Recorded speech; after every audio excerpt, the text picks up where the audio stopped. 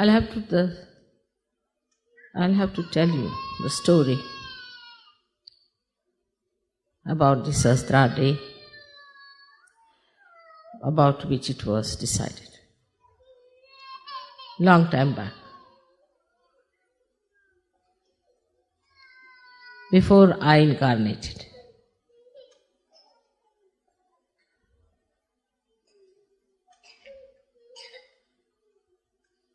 They had a big meeting in the heavens. All the 35 crores of gods, the deities, were there present to decide what is to be done. This is the ultimate that we have to do to human beings. To open their Sahasrara, to open their awareness to the Spirit,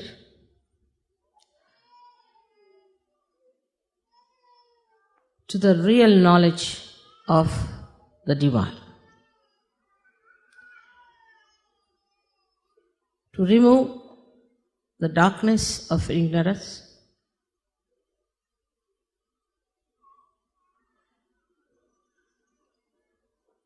and it had to be spontaneously, because it has to work, the living force of God. Also, it had to be very quick.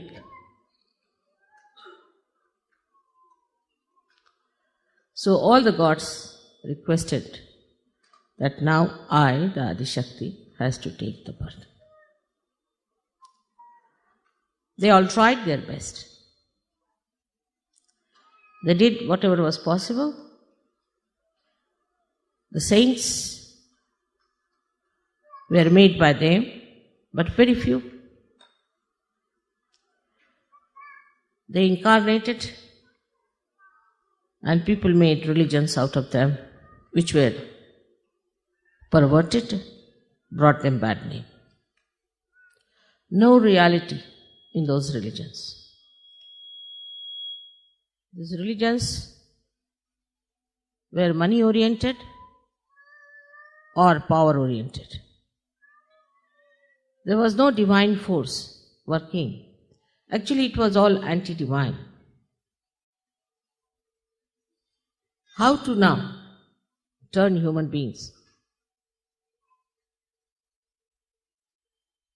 away from these superficial religions, these perverted paths of destruction?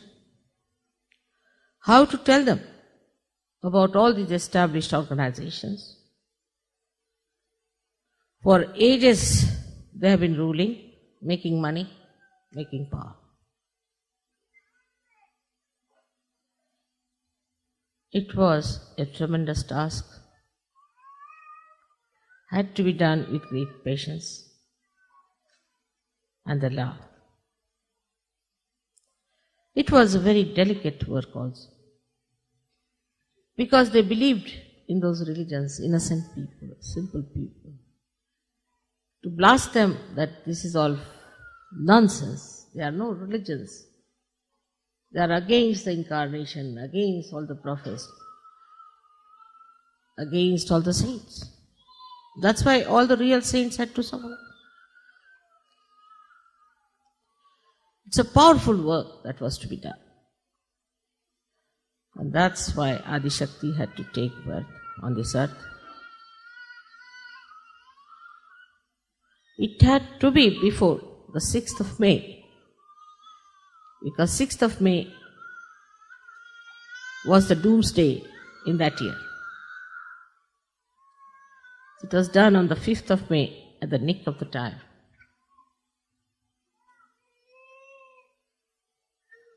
It was all decided beforehand. And every deity's job was allotted to all of them.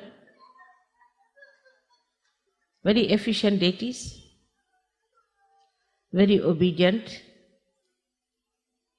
They knew me very well, completely dedicated and devoted. They knew me very, very well. Every end of my hair they knew. I didn't have to teach them protocol. Love itself gives you protocol. But love that is divine is not selfish love.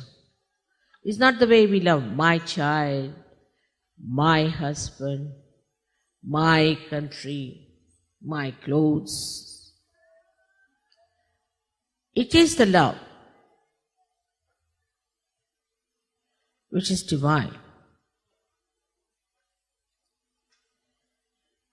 which spreads from your heart, from your spirit, like the light of knowledge.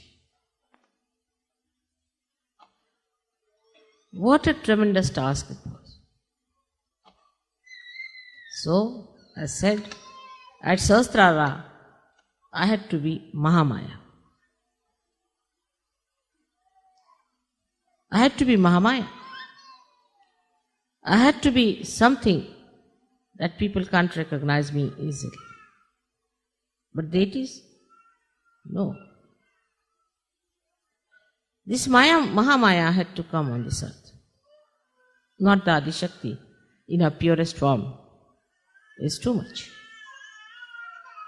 So she was covered with this Mahamaya. Now you see, in 19 years, what we have achieved. So many yogis are sitting before. The difference between a saint and a yogi is that a saint himself is righteous. Himself is holy.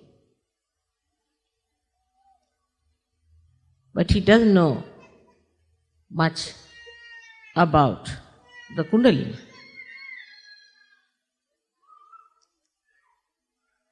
But the yogi knows about the Kundalini.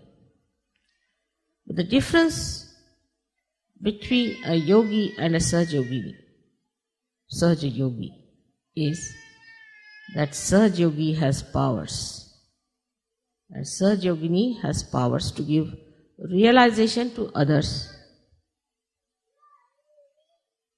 A yogi can cleanse himself, but he cannot cleanse others.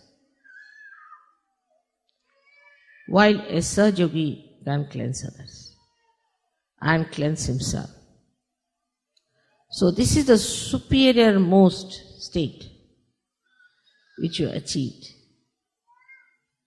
through your great punyas, I should say. So many of you have been searching the truth in previous lives, and now here you are to achieve what you have been searching. All that has happened now so beautifully.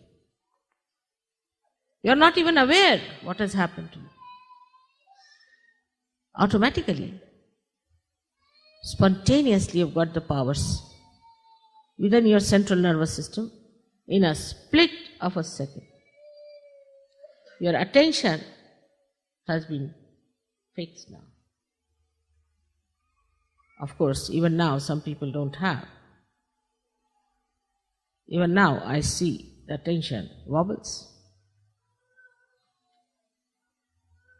But so many of you have achieved that state, as he was saying, Shivoham, Shivoham, Shivoham. You have it.